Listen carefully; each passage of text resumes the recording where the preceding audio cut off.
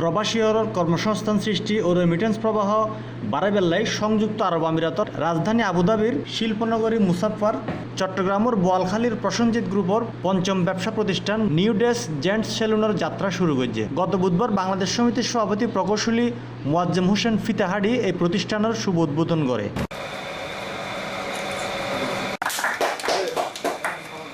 উদ্বোধন হালে প্রতিষ্ঠানের মালিক প্রসেনজিৎ কুমার শীল, বাংলাদেশ সমিতির সাধারণ সম্পাদক আব্দুল সালাম তালুকদার, সিনিয়র সহসভাপতি আলহাজ দিদারুল আলম, মোহাম্মদ ইসমাইল, মুসাল মাহমুদ, সঞ্জিত কুমার শীল, শাকাওয়াত বকুল সহ বোধকে বক্তব্য রাখে। এ সময় আবুধাবির প্রচুর ব্যবসায়ী উপস্থিত আছিল।